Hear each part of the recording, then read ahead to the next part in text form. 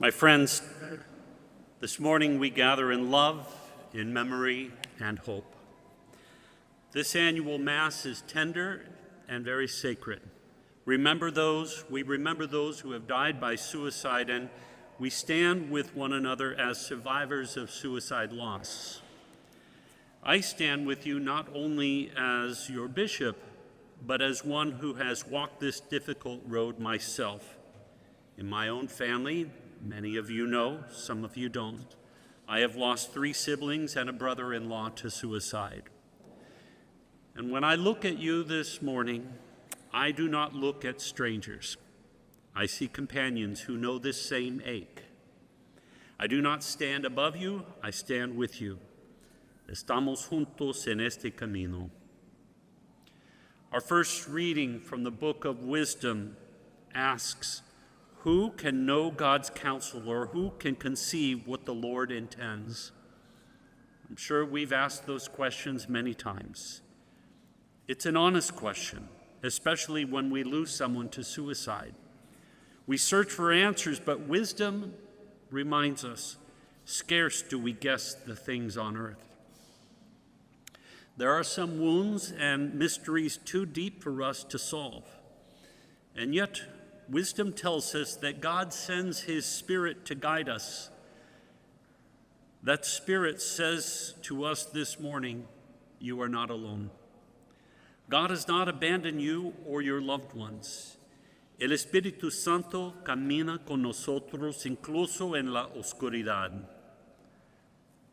When my family faced these losses, I remember waves of confusion and grief and even anger. I'm sure you have as well. I found myself asking, why, Lord? Where were you? There were nights when the silence felt overwhelming, but little by little, God showed me he was not far away.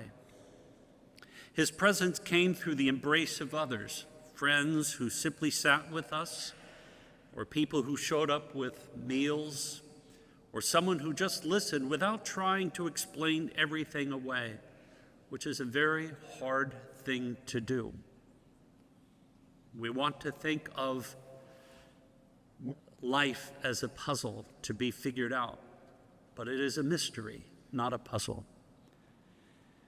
And that is how God often comes to us, not always in loud miracles, but in quiet mercy, just being with us. Over time, I discovered something. Grief does not disappear, but neither does God's presence. And it is in that presence that hope begins to take root. La esperanza nace en medio del dolor. I share this with you because I want you to know, if you feel broken, if you feel weighed down by unanswered questions, you are not alone. I have walked there too. And I am still walking with you and with Christ. In the gospel, Jesus says that following him means everything, means carrying our cross. For those who died by suicide, the cross of despair and mental suffering was so very heavy.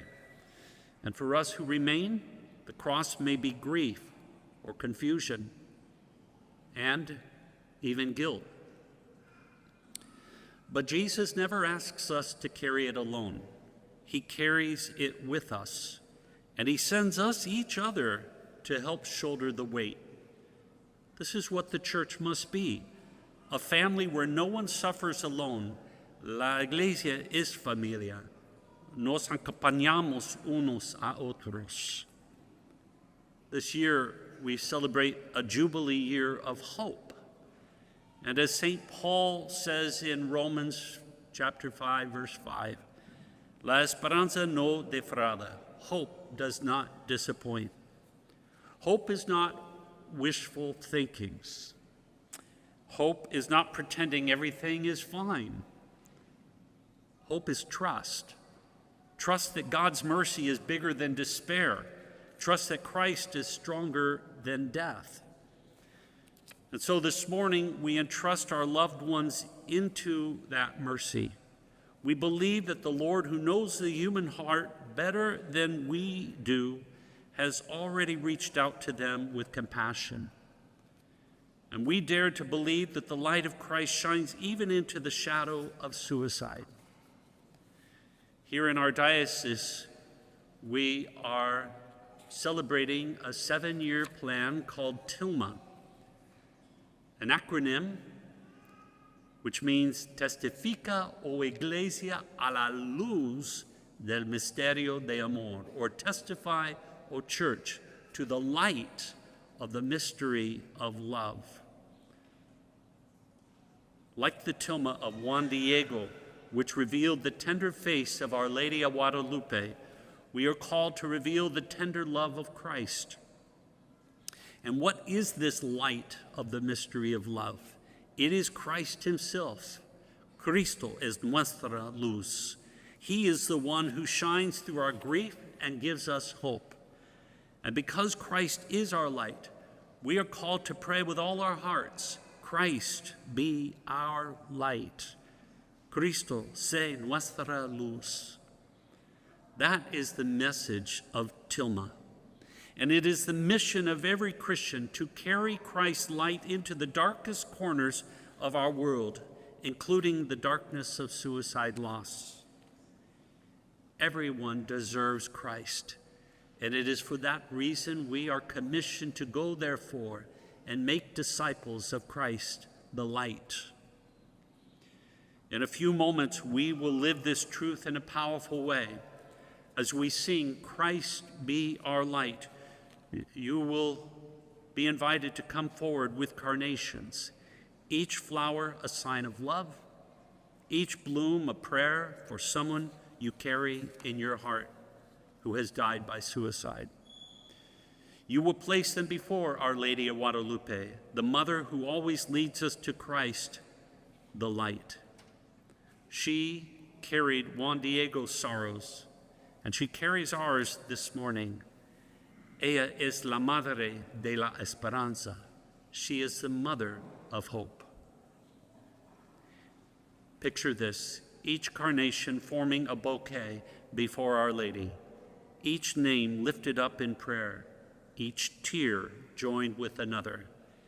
And as the flowers rest before Our Lady of Guadalupe, our patroness of the Diocese of Phoenix, we will be singing together our deepest prayer, Christ be our light. So let us remember this morning, our loved ones are held in God's mercy. We, the survivors, are not alone. The Church, like a tilma, carries the image of Christ's love into our pain and into our healing. And as the carnations are laid before Our Lady Guadalupe, let us pray not only with our lips, but with our whole lives. Christ be our light. Shine in our hearts. Shine through the darkness.